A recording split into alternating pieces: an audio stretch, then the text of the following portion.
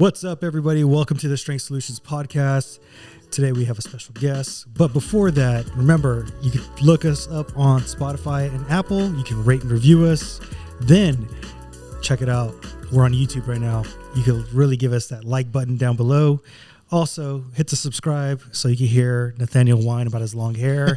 And I have no hair, so it's all good. Then, if you're looking for a website, it's strengthsolutionspodcast.com.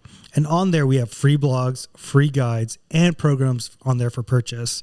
We've had a couple of guys do them, and they've gotten amazing results. So if you want amazing results, check out those programs. Then, if you're looking for us on social media, it's Strength Solutions Podcast on TikTok, Facebook, and Instagram. On Instagram, I'm Strength Solutions Edwin. I'm Strength Solutions Nathaniel. All right, let's get ready to this podcast. We have a special guest here. An inspiring story, I would say. I'm excited. Her name is Jamie, and I'll let her introduce herself and tell us about the wild life that she's lived for 10 years. I don't know how long, but take it away. Yeah. Definitely a wild life for sure. I think I've lived like 4 lives within the last 10 years. If I, go back and think about it. It's pretty good. I can't hear myself. Am I supposed to be able to hear myself? Here, hang on. Go ahead. Okay, thank you. I'm like, can you put in the wrong mic? 10 years. It's been a long 10 years. I think what you're alluding to is the fact that I have 4 kids on my own. I'm a teacher, a new personal trainer. Oh my God. I'm busy. How do you even have time to be here right now? I got a babysitter. There you go. Some of them are with their dad. So I just was like, where can I put my kids? Yeah. Well, thank you so much for being here. Yeah. Thank you for having me, for sure. 10 years, that's how old my youngest son is. And that's kind of when my life got a little bit crazy or a lot crazy, I guess you could say. I have a son with severe disabilities. Okay. Which really kind of fed into me trying to pick up some weights and not be hurting myself all the time. Actually, I work at 45, and I did a spotlight for them, I think back in April, where they were, talking to me about why I started my fitness journey and why I started working out. And it was mostly because my son, he is a full assist child. He weighs like 65 pounds. Oh my God. And I am having to pick him up and load him in things and bathe him and all this, and he can't help at all. So I started hurting myself, like my back, my neck, just twisting my body around. And I was tired, really, really tired. Yeah, so, I can imagine. Yeah, so that really kicked off me trying to pick up some weights because I always worked out, like in some capacity, whether it was like Shanti in my living room or Shanti. Yeah, the dancing. Is that the Taibo guy? No, he does Beachbody. He has Okay. Yeah, it was like Insanity, I think. The HIIT workout. Oh yeah, the Insanity workouts. Yes. My brother did Insanity, I think, 3 times, and I was like, "Yo, stop doing that." I thought I was a badass. I was like, "Look at me go!" But it didn't really help with strength. So right. But yeah, so that's how I got started with weight training. Also, I had a former student who was like, "Hey, I work at a gym. I'll train you for free. I'm learning how to be a trainer." And I was like, "Okay, cool." So he trained me, I guess you could say. But in that process, I was helping him study.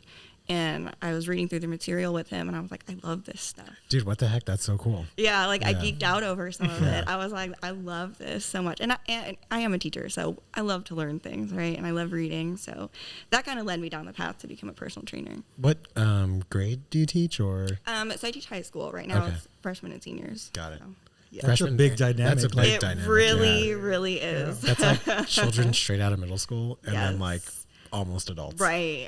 That's so weird. It's very weird. During the day, I'm having to shift hardcore. I'm we're going from talking to children to talking to college-bound kids. Can you see a huge difference in them? Yeah. They don't think so, but I'm like, oh. That's so funny. Yeah. What subject do you teach? English.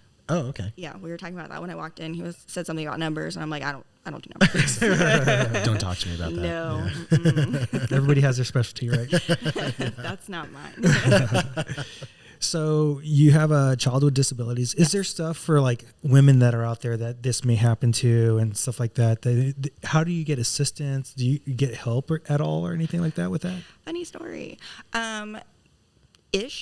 Being in the state of Texas is a little bit different than if you're anywhere else. Okay. But I can tell you right now, My son is about to be 10, and he just now made it onto the top of the Medicaid waiting list for like all that assistance. You're kidding. Yeah, they actually warned me. They're like, hey, he might actually die before he makes it to the top of that list. Oh my God. Excuse me? Right, exactly. Oh, wow. So it's just been myself and his dad. Like, we really haven't gotten assistance. Luckily, we have insurance, so, you know, medical stuff, we pay a hefty bit, but as far as hands-on help, no. State of Texas sucks. It's on the bottom of the list in the country. Right. Really? Mm-hmm. Wow. Yeah.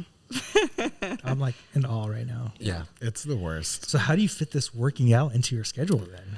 Well, I started going at night when I could, and that just totally sucked the life out of me. I was like trying to get kids in bed, and by the time I was done with work. What is that time? Like, it was 9, 10 o'clock. I know some people work out. That's late for me. I'm old. No, right? that's right. Yeah, there's no way. But that was sucking the life out of me. Yeah. And so finally I was like, okay, what can I do to fit my workout in a better time? 4 a.m.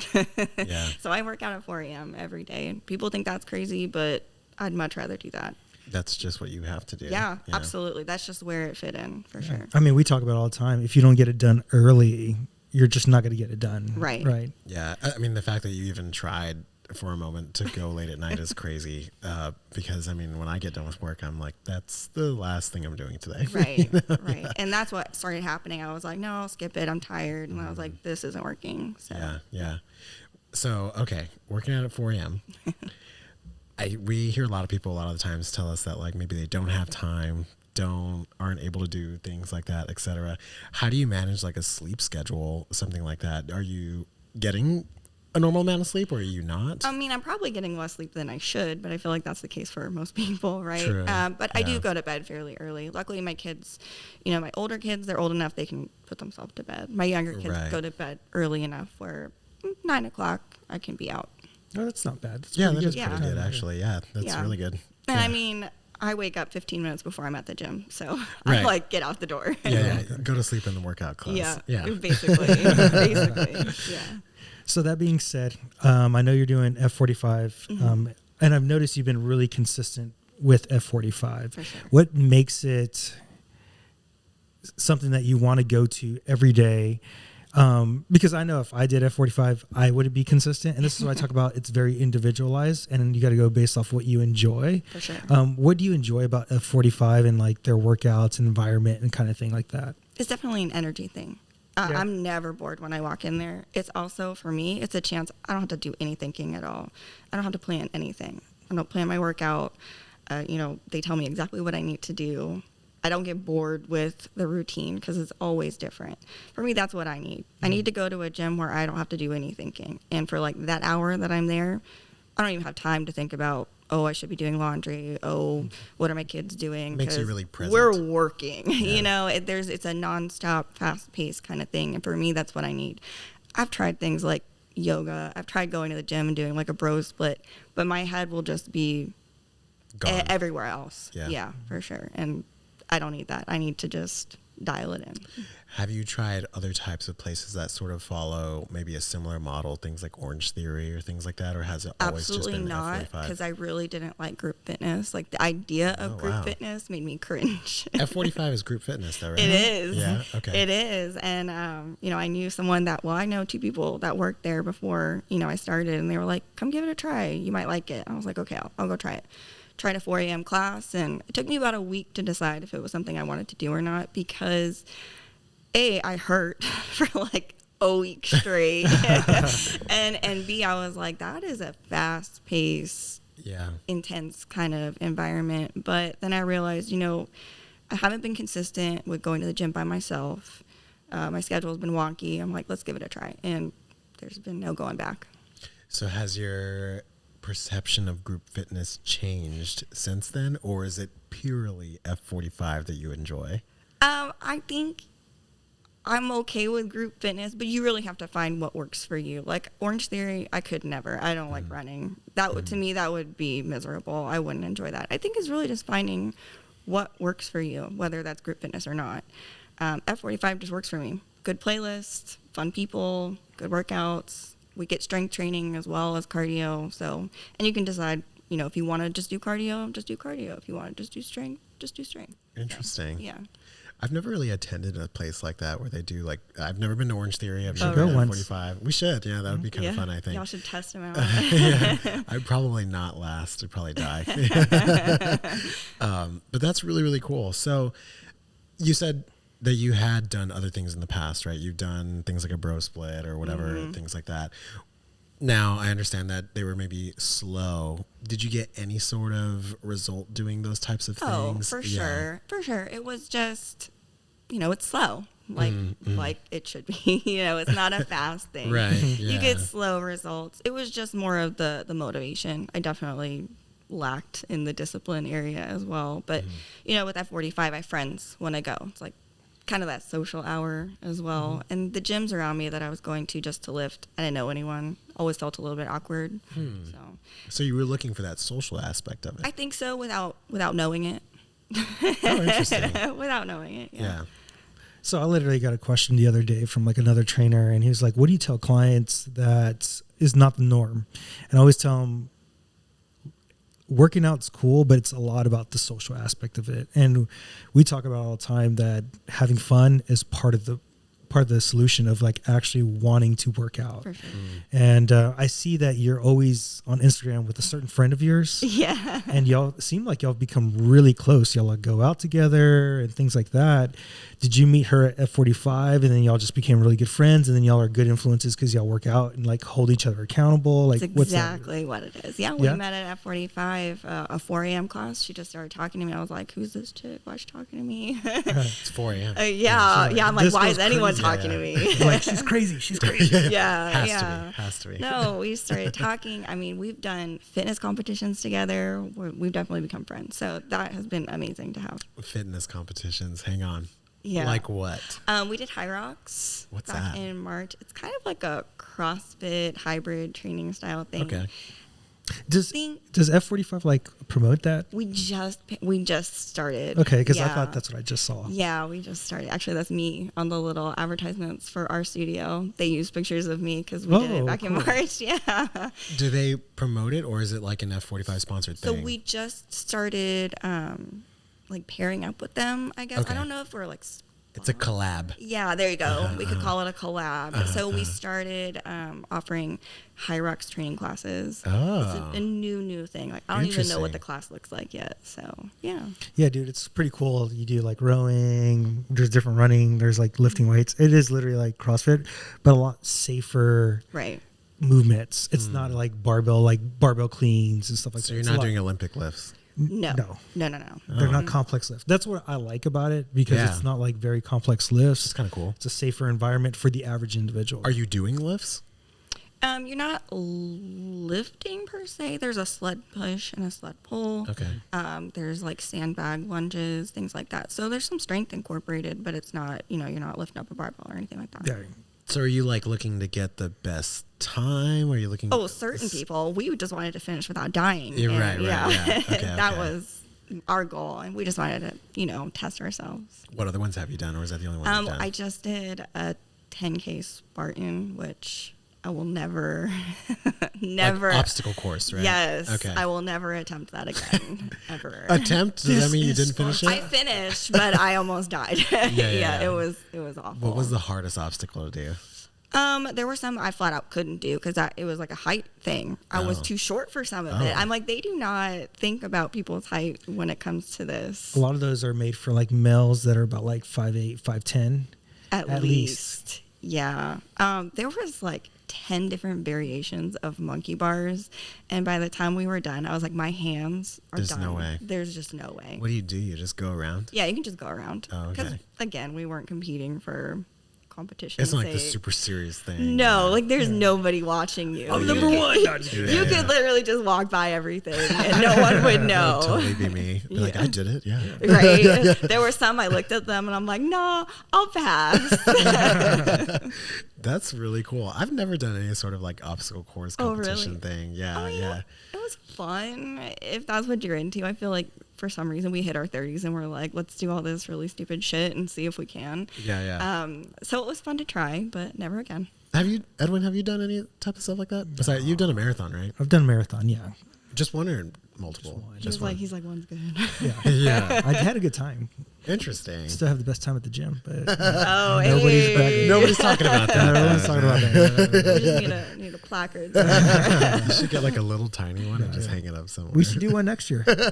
I'll pass. A marathon? No, like Spartan. Oh, I'm like, down. Okay, that would I'd be down with. Let's yeah. sign up and then start training for it. That would be really cool, man. That's what we Yeah. did for You're gonna everything. It was go like too. we You're sign doing up it and again. then we train. Oh, We're only doing it if you go to. Yeah. okay. Let's do that. Yeah. All I'm three down. of us, right? Yeah. Uh-huh, Hey, I'll do exactly. it. You know, that's I a lot take of on a different training challenge. styles. She's coming out of retirement. Yeah. I'm gonna win this race. This time it's competition for real. So you have all this time.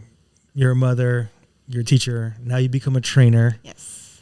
So going through that process of learning, what did you do? NASM, right?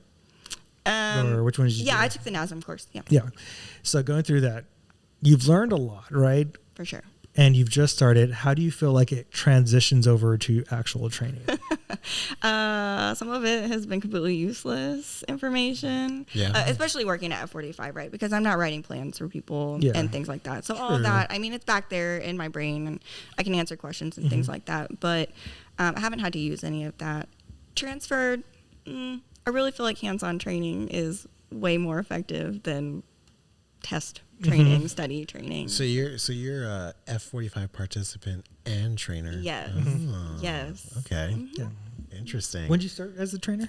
In March. Of So it's this year? recent. Yeah. Yes, of this year. Oh my So God. like baby. You've been doing this for like 3 months. Yes. Holy crap. Yeah. That's Yeah. crazy. How do you like it so far? I love it. Yeah? I love well, I mean She likes telling people what to do. I really do. It's the teacher in me, right? I'm like, Oh, do that's this fair. now. Yeah. And I really feel like those skills transferred over pretty well in, Yeah. into that kind of setting. That's really true. I could imagine that teachers would be good trainers. You're teaching people to do stuff. yeah, walking someone through how to do something. You know, Camp problem Gladiator used to solving. go after teachers a lot, right? Interesting. Was that their That like, was like their tactic? niche because they were like, oh, these people teach already, and then on top of that, we could get you paid more than what you're getting paid as a teacher. Wow. That's not wrong. Yeah, Get paid not more. wrong. Yeah. Kind of scammy. You know, I'm not loving it, but I But get it it. worked. I get it. Yeah. How interesting. Okay, so did you ever imagine you would be doing training?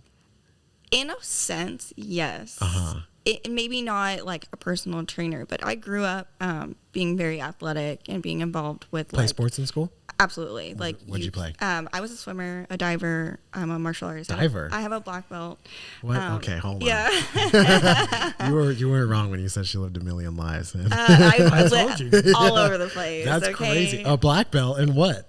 In karate. Okay, Yeah. holy crap. Yeah. Dude, that's She really beat cool. me and you up at the same time. She's the next- Bruce Lee of women's sports. It's like not something I tell people because, like, first of all, who cares? But I second, think that's cool as hell, That's dude. cool. That's some people really they're cool. just like, oh, whatever. How long did it take you to get that? It took me probably longer than average. My dad is military, so we moved in the middle of my training. So I put a pause on it for about a year and then went back to it. So maybe 6 years. Are you active? Occasionally, because Okay. my daughter trains, so Oh. I'll go in and we'll mess around on the floor and things like that. But I don't like take class You anymore. didn't hear the story Of what? No. of Ethan get his butt kicked? Yeah. At a bar fight? Yeah. Oh, Yeah, just kidding.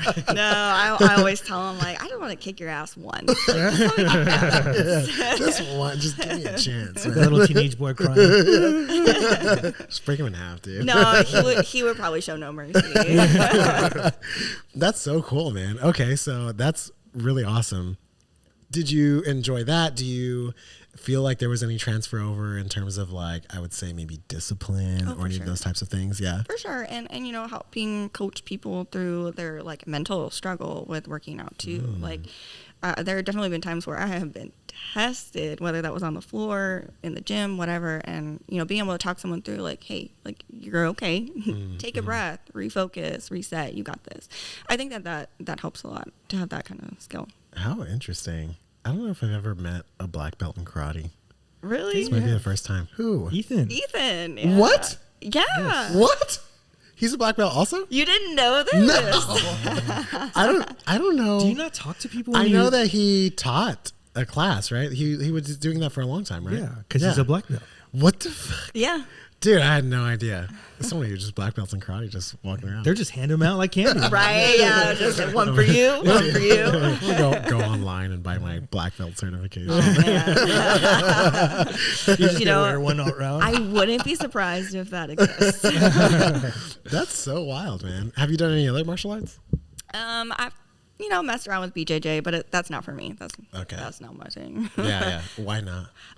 Just too close contact. Okay. I don't like Yeah. someone's. Can't bust a nail, bro. Look, I don't like sweaty bodies on top of me, kind of That's thing. fair. Not in Yeah, that kind of dynamic. Have you ever done any like karate competitions? Did you ever go compete? Or I anything? did. I didn't fight. I wasn't a fighter. That wasn't my Okay. thing. It was kata, so the traditional form. Is like forms and stuff. Okay. Yeah. Interesting. Yeah. What about Ethan? Does Ethan fight? Have you ever done any? I don't know. He's weak. That's what I know. Oh yeah, you're right. Yeah. Until he tried our program. Yeah. Now. Oh, he did Yeah. the stamps for. He did. Yeah. Yeah. Have you done any of them? No, I mean I watched his progress with it though, and Interesting. his videos of his. Y'all super also have expressive another face. trainer running one of ours too. Oh yeah. Mhm. Yeah. I'll tell you after the show. Yeah. Okay. Cool. Did you? So not to like go off on a tangent, Yeah. but did you see progress with him doing the program that you maybe didn't see before? I definitely saw progress in my form Mm-hmm. because I've worked out my entire life, like I said, in some capacity, but not with anyone really assisting me. Right. So that was a big help. Yeah. Obviously, he was still learning as well, but just to have someone make even just slight corrections sometimes makes a world of a difference. Do you do any resistance training right now at all outside of F45? Yeah, I do. Yeah. I do go to the gym and I'll lift on my own. How many days a week? Right now, because summer just started, Yeah. and I've been on my couch for the last week. You can be honest. You can be honest. No, I try at least twice a week. Okay. And that's in That's combination with F45, right? So Yeah. just kind of, if I'm not feeling the whole socialization thing, Yeah, which I'll is go totally with- fair. Yeah. Yeah. Okay. Very So nice. when you go twice a week, are you doing like a full body routine, or what type of routine are you doing? I'll either hit legs or upper body. Really, just depends. Okay, like upper lower. I like to kind of plan out like what did we not really hit as hard as I would have liked at F45 during that Great week, way to plan it. That's a really smart and then idea. I'll go and hit those things. Wow, natural trainer. Natural trainer. Here we go. Natural. It just Yeah. makes the most sense. But You'd be surprised. Yeah. I know. I've talked to like a couple of my students. Like they found out I was a trainer. They're like, "Oh, miss, you gotta help me." Blah, blah, blah. And they'll be like, "Oh, I've been hit legs like 5 times this week," and I'm like, "Dude, what are you doing? 5 times this week? I'm like, "Give your legs Psycho. a break, right?" Too much Instagram. Exactly. for No, real, honestly, I think Okay, hold on. Yeah. That's actually a good place to go here. So you're like direct contact with like the younger generation. For sure. How much do you see of an influence of social media? Now I'm going to go in terms of fitness, but also just in terms of everything. Oh yeah, everything. They live their lives by it. They live and die by social media. That's so if it's not insane. on social media, it can't be true. It like doesn't exist. didn't It's not happen. real. What the fuck? Oh yeah. Wow. Yeah. And that's the opposite of the way the world works. Right. Wow. Yeah, right. Because it's like I'll get on social media and I'll see something. Man versus bear. And then, Oh god. all right, so if you were in a Are we team bear or team man? you're in a decision. No, it's like, I'll go look at something or we share stuff all the time. Right. And I feel like, oftentimes I'll look at something and be like, is this even real? And I'll go look it up later or what, like fact checking. Right, You know what I right. mean? And it's like, I'm assuming that maybe that doesn't happen as often. Yeah. That's scary. Yep. It's eye opening. One of the classes that I teach is actually a college course. Okay. And it deals a lot with research and citing your sources. And these kids are mind blown when they realize that the things they've been reading are not accurate. I'm like, Wow. you really gotta dig through your information there. You can't just take things because it says it on one random website. That's crazy, Yeah. dude. And you know what's crazier though? A lot of people learn how to research and read research, but then they manipulate research. Oh, and for sure. People don't understand that. And then they're like, trust the science. dude, I used to tell people they used to cut people's brains like out because something was wrong with them, and that was part of trusting the science. Yeah, you had ADHD. Here's your lobotomy. Yeah. Yeah. I'll go for one of those. Sounds good sometimes, right? It might make you smarter. Nathaniel. Might actually help me. You're a Just genius. relax a little. Isn't it crazy though? Like people are like, trust the science just so blindly. And it's like, Right. what Yeah. about antidote? How people feel? How do you like individually feel too? Right? Like, Because even as much as science people as me and you are, like I still take every aspect of it into consideration. We just talked about this the other day on one of our podcasts where they were talking about like diseases and things like that, and it's like, okay, do you trust a doctor who studied this and done the research and stuff like that, or do we trust someone who's like lived with it for 20 years? Right, And it's like right. there's these two aspects of it, and they're both valid, and so wow, that's pretty interesting. Actually, it's so funny you bring that, Yeah, like the go. doctor versus experience thing is crazy. Going back to my son, another tangent, here we go. My son, he has all these diagnoses that a lot of doctors, you walk in a doctor's office and they're like, I don't know what that is. Like, I don't have any experience with that. So here we are as, I'm a mom having to educate a doctor on, my son's disability or, the symptoms that he's having and things like that. And they're like, oh, I gotta research this real quick. Wow. So that's wild to when I just thought about that. I was like, yeah, that happens a lot. The science is not always, they don't know everything. Yeah, or the people you're supposed to trust are not Right. always like all knowing. And they probably don't live with a kid with disability. So Right. they don't go home and understand what all that's like. So that was just something that just popped into my brain when you said that. And even if you do the research and stuff like Yeah. that, you still don't fully understand it on like the scale that you would. For sure. And so I think there needs to be that conversation back and forth of like, how can I help you and how do I get you to help me? Yeah, help me understand what you're going through, and I'll Right. use my knowledge to help you Expertise, yeah. deal. Yeah, As opposed to just like blindly following. for sure. You ever get people in your classes like citing TikTok and stuff? Oh yeah. Oh yeah. They try YouTube, TikTok. I mean, and some of it's not that it's wrong. Yeah. Not always, but Right. it's like you still, you gotta be careful where you're getting your information from. Yeah, wow. so with the kids that you're teaching now, are they a lot more health conscious than our generation was? Do you feel like that? I mean, we don't know statistics, but That's a hard one. I feel like I have. or is there like a greater like variance between the very conscious and unconscious? Yeah, that's what I think. Like, I've got kids in my class that are just downing, a huge Mountain Dew with their hot Cheetos, and then another kid in my class eating a bowl of fruit, talking about their workout. So, really, That's you, buddy. The do.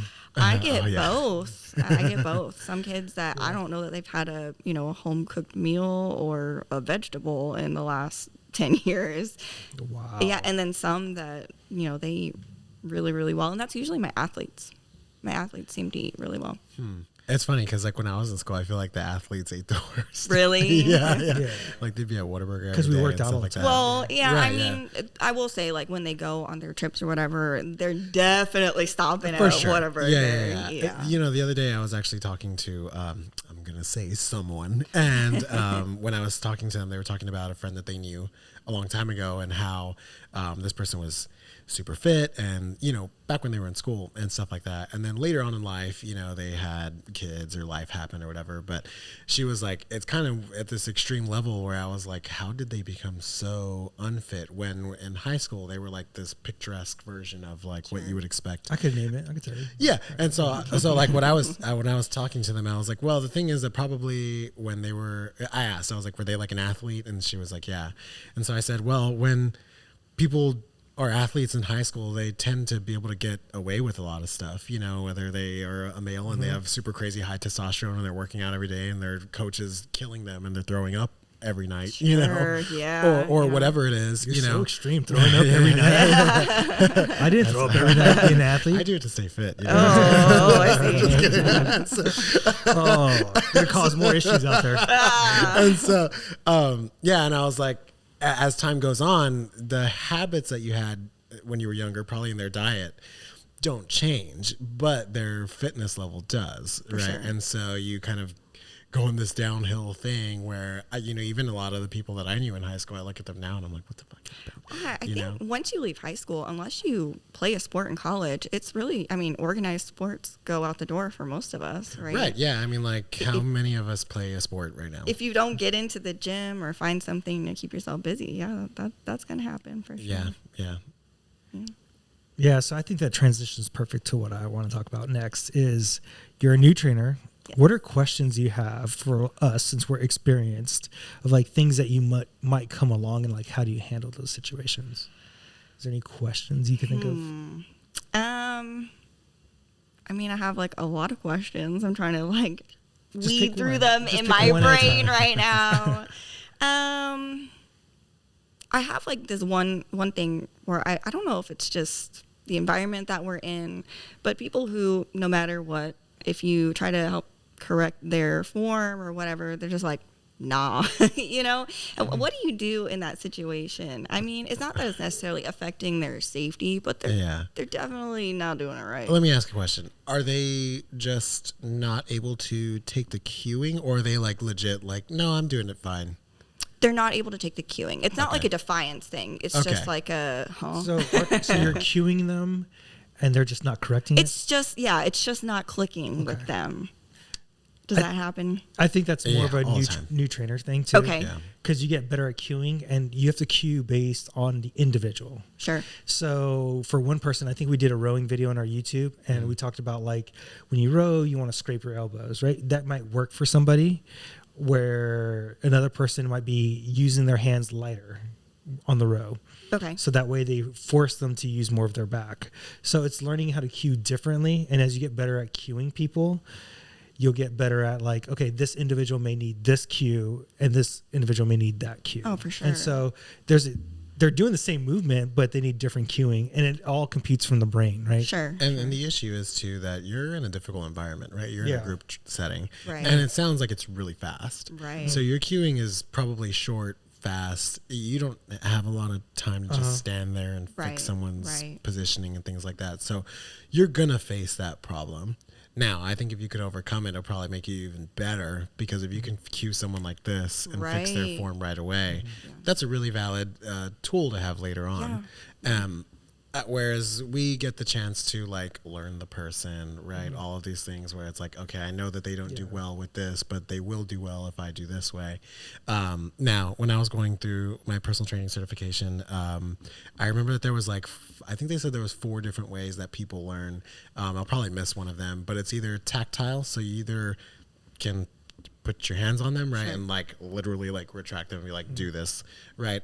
Visually, wherever you show them, auditory by telling, and I don't know, there's a 4th one that I can never remember. But it's, you're like, I'm like, what is it? I know it. Yeah. But I usually go through all of those. Right. I usually use tactile last, just because as trainers, I try my best to not put my hands on people. I know. And I'm not even going to go around the bush, but like as a female too, like you got to be even more careful with that, right? Yeah. As males too, on the other hand, it's also like, I'm like, I don't ever want to touch anybody. Absolutely. I stand This like, is why they say they'd rather have the bear, huh? Right. yeah, I stand like 10 feet away from my clients and I'm like, do this. Right. No, but yeah, so like I'll usually start with auditory, right? Telling them like, hey, make sure you try and do this or whatever. And I think that's the primary form of cueing, right? And see, I'm struggling with the auditory because it's so loud at F45. See. And I feel like if I'm not up in their space, they're not going to Yeah. hear me. Right. I do a lot of like, I'll demonstrate alongside them and things like that. But even then, like you said, it's a fast-paced environment. Right. We don't always have that time. And I think that's just one of it's like a pro and con thing, sure. right? Yeah. Where Yeah. it's faster, it's more fun, you get more done, whatever. But also your form is going to be perfect, et cetera, and stuff like that. So it's kind of difficult to do. I would say, yeah, it definitely comes with experience. Maybe looking up cues, right? Like, okay, what are good cues for, I don't know. Can you give an example really quick of maybe something that it could be something as small as like, they're doing an RDL and their feet are straight up together or way too far apart, or they're not hinging, they're more bending their knees all the way down, Yeah. things like that. Oh, that's the toughest one too. Right, it really is. Because it's like with hinges, I'll take like a full session when I'm teaching someone and being like, we're gonna do it right. Right. If it takes all day, I'm gonna make sure we do this well. That's difficult. I always tell people just pretend your butt's going to the wall behind you. Right. That's Yeah. probably the easiest. Closing a door with one. your butt is Yeah. I usually say, I know this is probably a little bit longer, but I think it's a good visual where I'll say, like, imagine you have like a doorway, right? Similar thing. And you got to stick your hips straight through it. Right, like right into it. If you squat or if I bend my back, I'm never going to go straight through there, right? It's got to go through the hole, right? And then when they got to come back up, if they're maybe not getting glute activation or if they're like, oh, I just feel in my lower back the whole time. It's a silly cue, but this is the one that I feel like is, the most visual where people get it is I say, try and imagine you're trying to squeeze a credit card between your butt cheeks. And it's like, it's an immediate You'd be cue. surprised, yeah. Yeah, it's an immediate cue where everybody goes, oh, okay. Not me visualizing that right now. And then they immediately squish their butt together and they'll pop themselves up. And in the moment, it try helps. that. Yeah, it's a little funny. I'd be careful with that one, because Yeah. I'm just like, I got to make sure I'm like on my audience, right? With the right person. Yeah. Someone might appreciate it. right. A lot of my clients just laugh about it. Sure. But I think that's honestly not a bad one, No, yeah. I mean, if that works, I'm trying to think if I could make a little less, Yeah, or I'll just tell people squeeze your butt together, squeeze your glutes, drive them together. I'm trying to think of other like dead cues for like an RDL. That one's hard in a fast pace. It is hard Really, in a fast it pace. really Yeah, is. I would try to reiterate to clients that, and this one might confuse people. Like, what are you talking about? But I would tell them it's not up and down. It's backwards and forwards. Right. That's what we're doing in Right. RDL. We're moving our butt back, and then we're tucking it back underneath They'll us. do kettlebell swings though, right? We do. So that should teach them a better RDL. Well, if they're and a doing it better right. If they're doing Yeah, it if right, they're which doing Yeah. a lot of them don't. Yeah. So, and that is one that I find I correct a lot. And that one is easier to correct for some reason. A kettlebell swing. Yeah. So I know this is funny too, but I had a client who was having issues with deadlifting, with like getting proper hinging and stuff like that. And one day we were doing kettlebell swings, and as he was doing it, he was like, "Oh wow." Or I told him, I was like, "You look really good doing these." I was like, "Why don't you do this when we do a deadlift?" And he was like, I didn't even think about that. Like, I didn't even realize that it was the same movement. And then after that, he got it. They don't And I was think, like, God damn they it. don't think about things in terms of like movement patterns. Right, yeah.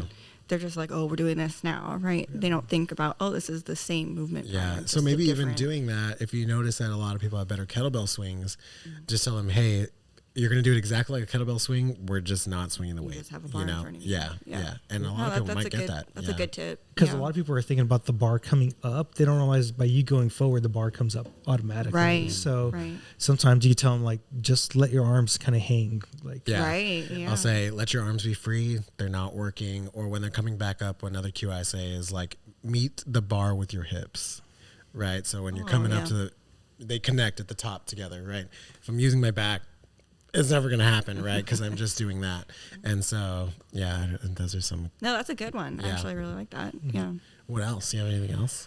I mean, you kind of slightly touched on it, kind of dealing with, the opposite sex in the gym. Okay. is- That's actually a really good one. I could go Yeah. more in detail. on Yeah, that. go for it. Go for it. Yeah. So like if I have a woman client, last thing I do is touch. Right. I'm never stretching them. I'm Okay. never putting, Yeah. I don't like measuring them like in a room by themselves.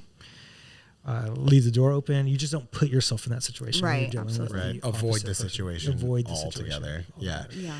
In personal training as guys, right? I mean, like I would say 75 to 90% of our clientele are women, right? Yeah. Because it's very marketed toward them. Sure. Right? There's a lot to Sure. it. Just society in general. They're more And so- accepting of actual like Help. training and help. They are, yeah. I would Yeah. much rather train a woman than I would a guy Yes. because Right. it's hard. Like I've They're had, like, I know what I'm doing. I got I've that. had this one guy, and I don't think he'll listen, but if he does, he'd probably just laugh about it anyway because we had a whole conversation about it. But I've been telling him stuff for a long time, right? Hey, full range of motion is better, blah blah blah, and he likes to He just sounds like a guy I boom have. boom boom boom boom and put him down.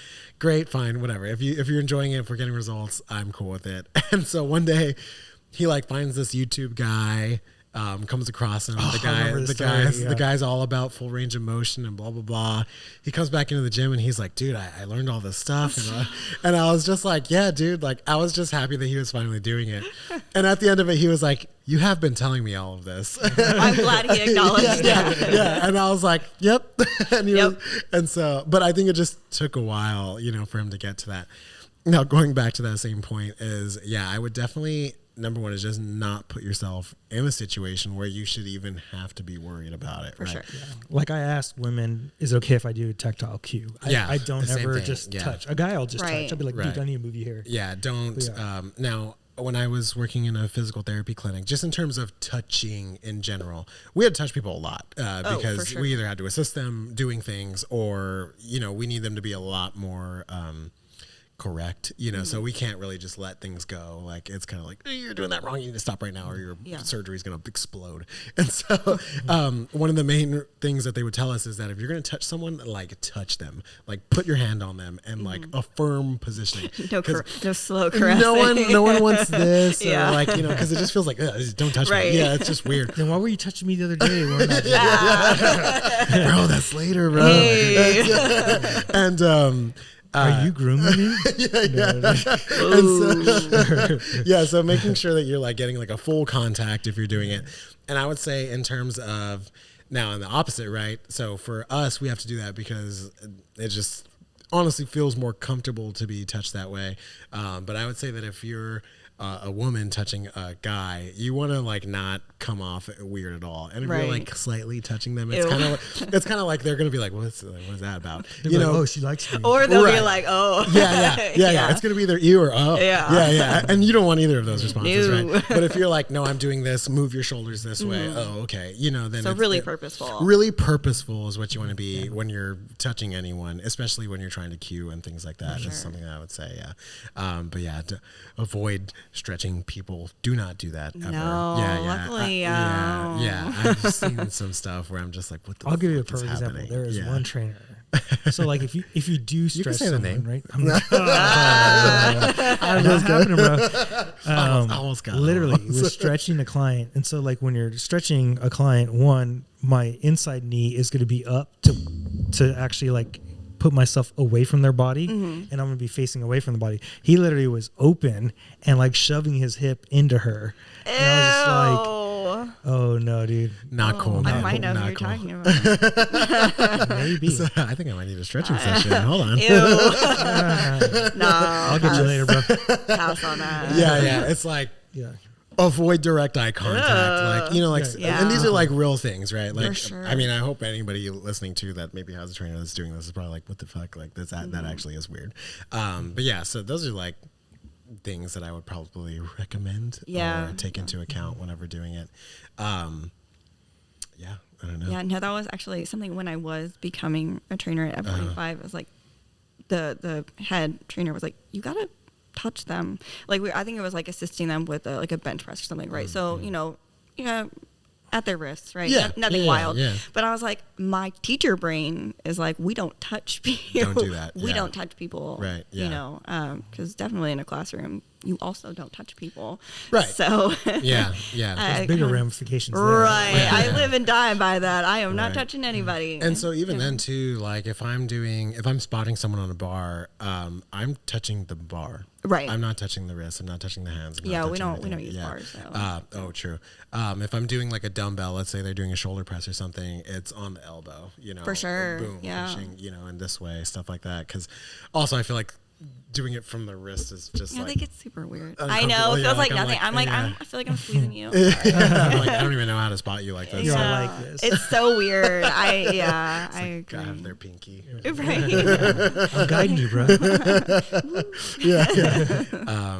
I mean, those are cues that I would use, or again, just getting better at cueing. Is probably a better one too, because I honestly feel like tactile cueing is probably the worst type of cueing, and also like my last resort. For sure. Because me moving somebody the way I want them to move isn't really teaching them anything. Same thing as if you're a teacher, doing your students' homework for them is not teaching them shit. Right. You need to be able to tell them what to do or have them figure it out on their own. Yeah, I think one of the other things that we kind of run into, back to that pro and con thing, was we don't have mirrors. So Oh, wow. people can't see themselves. So they rely on us to always tell them whether they're doing There's it zero right. mirrors? There's no mirrors. What? Which is a blessing and a curse because Yeah. I don't always want to see myself Fair. in that state, Yeah. you know, jumping around all sweaty. I'm like, where are the mirrors at? Is it okay for y'all to record somebody and show it back to them? Oh, for sure. Yeah. Okay. Then And you can have that. yeah, later, and that's probably something I'll try and start doing because we actually have some members that'll ask like, "Hey, can you record me doing this?" And you know, if we have time, we will. Obviously, That's not a I bad think idea. I might start doing I that. think that's probably a good idea too. Yeah, because even I like our trainer before is like, "Am I doing this right?" And he would record and I'd be like, "Oh, okay," you know, or he'll be like, "Hey, look at your back." And I'm like, "Thank you." Yeah. Yeah. That's good because I'm trying to think about how to make that one better too. Like maybe for your biggest exercises that you get the most issues on, like let's say RDL, maybe you record yourself doing like a perfect RDL, right? And then whenever you record a client, be like, so this is what you look like. This is what it should look like, you know, and having that side-by-side comparison really helps a lot. Because I'll do that like with my clients where I see them doing something wrong and I'm like, look, I'm going to show you what you're doing right now. And then I'm going to show you what you should be doing. And that helps a lot too, because then they go, oh, okay, I see. I don't think they don't realize it. I mean, Yeah, even that I've too. done that. Like, I don't even realize. Like, they'll be like, Right. "Oh, pull your shoulders back." I'm like, "Oh, shoot, I didn't even realize my shoulders down." Yeah. I mean, we have that all the time. Yeah. We're like, hey, put your shoulders down. Yeah. And then it's like, Right. oh, yeah. Like, oh yeah. What else? Anything else? I don't know how to, like, I know I asked you this before, like that imposter syndrome of like, I know what I'm talking about, but I don't know what I'm talked talking about this about. on the podcast, right? Yeah. Yeah. Yeah. I think it's never going to go away. Right. There's times like I've told Nathaniel, like, I know what I'm doing. Right. And like I had that one client that was brand new and I was like super nervous about it. I was like nervous about it. I was like, why? You That's know, weird. and it just never Wow, really? goes away. I really helped the guy a lot anyways. Like he's doing really well, but it never goes away. All you could do is continue to learn and reaffirm and be around people who have your back. And like when I told him that, he was like, dude, you've helped a bunch of people. Like it kind of helped like calm the situation down. Like I literally you know? was like, what the fuck are you talking about? Why are you so nervous? Yeah, I was like, You're nervous about it's it? 'cause this was like a high professional guy. Oh, yeah, and yeah, then yeah. he's like a lot older. It's like scenarios that people don't normally handle, but I handle a lot of these type of scenarios. So it's like, okay, can I do it again? Can I do it again? Kind of thing. So it's never going to go away. It's one of those things. But in your situation, it should be a little bit easier because you're in a fast-paced environment, and a lot of people who do take group classes, you're making like simple cueing. So if you make a small change to them, they're gonna be like, "Oh, thank you so much." Where like we're one-on-one, they want this big dramatic change at one time. I mean, so It's those pros and cons, right? I think it's just like a Right. pro and Yeah. con. I think it's never gonna go away.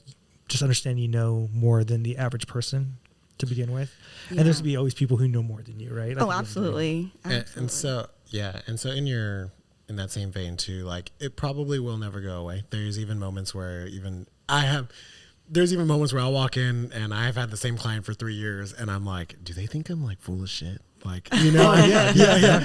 And I'm like, they wouldn't be here still, you know, if Right, they did. right. But it They still wouldn't happens. be paying you Yeah. if they really thought that. No, I think Yeah. that in some ways it's a good thing because I think it shows that you care, you do want to know more, you do want to make sure you're giving them the best quality service that you possibly can. So I wouldn't look at it as like this bad thing, right? Right. Now, here's something that helped me get over it because now I had a huge issue with that at the beginning too. When I first started training, I remember my first couple clients, they probably thought I didn't know what the hell I was talking about because I was sitting there and I was just like, I don't know what to do. So like it instilled no confidence in them, you know? But One of them came back, right? yeah, one of them is still with me. Yeah, she's awesome. But by that time, I was already like more confident in what I was doing. Trust the process, number one. Yeah. And so what I would say though is something that helped me a lot is kind of what Edwin said a second ago is that you're the professional. Right. They're here to see you. They paid you to come do it. You're the one teaching them. Right. I have the certification. I'm the one in power here. Right. Like I say what to do and you do it. Right. And so take confidence in that and like apply it. And just, I think it really comes down to you believing what you're saying. Right. If you believe what you're saying, if you know you're not giving out BS advice, then what is there really to worry about? You know, if you've done the research, if you train well and haven't hurt yourself or you know how to squat well or whatever it is, then like, you know, you probably know what you're doing a little bit, you know? And I think Edwin, like what he said too, is that you know more than the average person, right? Now, maybe there is an average person, quote unquote, that does know more because they've been working out for 20 years, right? And this goes back to like that professional to like anecdotal thing. But use those people too, right? I wouldn't be intimidated by those people. I think a lot of the times we see trainers get intimidated by stuff like that, where it's like, I could have been intimidated by Edwin when I first met him, but he was like, "Hey, you don't know what the fuck you're doing. Like, here's a program, go do it." And I was like, I didn't say it quite like that, but he did. Yeah, he was like, "You're stupid." No. We had like, he was definitely trying to help me, right? And I could see that. And there could have been a moment where I was like, "Oh, I don't know what the hell I'm doing," or "I don't need help from you," or whatever it is. But I was like, maybe I don't know what the fuck I'm doing. Right. You know, and I took it and I was like, "Oh, wow, this helped a lot." So utilize those people around you that maybe do know more, right? Don't be afraid to say, "I don't know." Don't be afraid to say, "Hey, can you help me do this?" Because at the end of the day, all it's going to do is instill more confidence in you. I got the help. I'm more sure of what I'm doing. I feel better about it. This person's a great trainer and they use this cue, so it must work, you know, and so hopefully that helps in some way. Oh yeah. And making sure when you do like correct them and help them, be like, "Oh, this person helped me with this." Like, I think our biggest pet peeves are like when I help someone and they don't give me credit, or I'm like, I tell my client something and I'm like, "Okay, this is where I got the information from," because now they're going to trust you more versus you saying, "Oh, I found out on my own." Say, "This is where I got my information from," whether it's from Instagram or TikTok or like you read research somewhere. Cite your sources. Yeah. So because give people credit. That's really good. I preach that all day long. Right. And so it's like whenever you read a research article or you read a student's paper or something like that, and they have a bunch of sources at the bottom, don't you go, "Oh, okay, this probably is factual, real, you know, it makes more sense," or "I believe it." For sure. Right. Yeah. Same exact concept here. I would much rather have a trainer tell me, "Oh, you know, I learned this from some guy I trained with for 20 years, you know, and oh, okay, you know, that sounds really good," as opposed to like, "Oh, I just you know, I read it the other day." I'm like, in English we call this ethos. Ethos? Yeah. Yes. Okay. Yeah. I don't know what that means. I teach a rhetoric class, so we're always at ethos, pathos, and logos. It's all those things that make you more credible. Right. So, yeah. And so you have the information. I think that you have to get to a point where you feel more confident just doing the job. For sure. I think at some point it's just about putting the reps in, you know, doing the training, doing it over and over and over again, because no one's going to feel confident in 3 months, dude. You're not. No, I didn't expect to in 3 months. And I mean, slowly, even since I asked him that question, it's gotten a lot better. Just, you know, getting to know the people obviously helps. Yeah. They trust you more. Right. They're like, "Oh, okay, like she knows what she's doing," more than I thought. The other thing I run into is, you know, a lot of the guys, like, if they need a spot or whatever, a lot of them are quick to be like, "Oh, let me get that other trainer." I'm like, "You must think I'm the weakest little thing in here." And they're always shocked when I can actually lift the same as them. And I'm like, don't put me down like that. That's the funny part about spotting is like, you don't really need that much extra help. Like, I could choose a female who's 100 pounds to help me with my bench. All I need is like 5 pounds of help to like just that little It's extra. Like 10%. Yeah. Every time I go live with my girlfriend, I'm always like, "All right, you stay right there." And she's like, "I can't help you." And I'm like, "You better, dude." Like, it was like, I need like 2% help to get this up. And that's all I'm really looking for. So I used to run into that with, you know, the kid I was working out with at the gym. He'd ask me to like spot him, and I'm like, "Can I do that?" So, sure. Yeah. That's a tough one. That one I don't really know, because I know trainers who like deal with the same issue, especially in like a one-on-one setting where people will be like, "No, I don't want to train with that person," or whatever, because their size. Or and even in terms of like being a guy, like, you know, we've had people come in who are like, "I don't want to train with anybody. Find me the biggest guy here and just put me with them." And like, you're just like, okay, you know, like maybe that person isn't right for you, but you're literally not going to train with someone else. So I don't really have an option here. Wild. And that's just, unfortunately, like it's sort just of the way society is. It's the way society is. And it's also just like the way the field is, like just sort of expect it. I definitely do not take it personal, because if you take it personal, then you're not going to have a good time. No, I just have a laugh at it. I'm like, have a laugh at it. Yeah. You don't expect me to be able to lift that, and I just carried it across the room. Like, yeah. I would just take it in stride. It's not anything towards you. I think it is a lot of the way Society. is built. Yeah. Yeah, for sure. So is there anything in training you want to learn in the future or you want to get better at besides cueing? Like, do you want to go into like more athletic stuff, pain management, just different functional patterns, anything like that? What do you want to learn? A couple of things that I've kind of fallen in love with the hybrid stuff. And you'll never catch me CrossFit. CrossFit will never be where I'll be at. But doing the hybrid training, I think I'm going to work with the High Rocks classes and see what I can do there. Because that sounds really cool. Yeah, people have been asking me all these questions. I'm like, hey, you want to know about High Rocks? I got you. We'll talk about it. The other thing that I've also started coming across, we have so many women that come into F45, and a lot of them are pregnant right now. And like, they've got a slew of Something in the water. For real. Divorce right now and pregnancy. I'm like, everyone I know is either getting divorced or getting pregnant. So that's cool. Maybe. Hopefully not both, right? But dang. But the thing I've noticed is, they always want to know what can I do, what can I not do. So that's something I really want to educate myself more on, just because we do have so many women. I mean, obviously I've been pregnant a few times and I did work out during them, but did I actually know what I was doing? Not really. So the pregnancy, right? I'll give you we did a whole episode, I think, on this. Oh, yeah. But literally, wherever they're at the beginning of the pregnancy, you don't take them like past that. You just let them kind of get better as they go on. In the second trimester, they'll be their strongest. Sure. And the third trimester, you're just as careful as possible. Just don't fall over. Just, you do like split stance. You don't do barbell work. You can do barbell work if you've this is where I don't super like experienced, Instagram, I guess. super experienced, right? Yeah. If they're not super experienced, you're probably not going to do barbell work. Do some dumbbells, things that are a little bit easier to the center of your gravity and stuff like that. But like I've seen a pregnant woman do barbell work, but I was like, I knew who it was, and I was like, "You're not experienced enough to do this." Your goal should not to be get better. Your goal should be maintain, maintain, and the health of the baby for sure. And honestly, that's what actually is going to help you when post recovery. And I think post recovery is actually the bigger deal than actual working out while pregnant. Yeah, because I would say working out while pregnant is almost like you just kind of go with the flow. Because you're going to feel sick. Your first trimester is going to suck, right? For sure. Yeah, your second one, like you said, is probably the best. And the third one, you kind of just like... Done. You're just kind of treading the water until you're out. Now, coming back, I think that they should have like mandatory PT for people, which they don't, which is kind of stupid.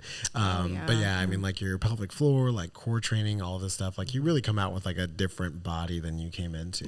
Kind of. Yeah. And so, I mean, there's so much to it there. So I think that is definitely like a niche area that postpartum. That could be addressed more. I follow some people online that are like, they do PTs, that type of stuff.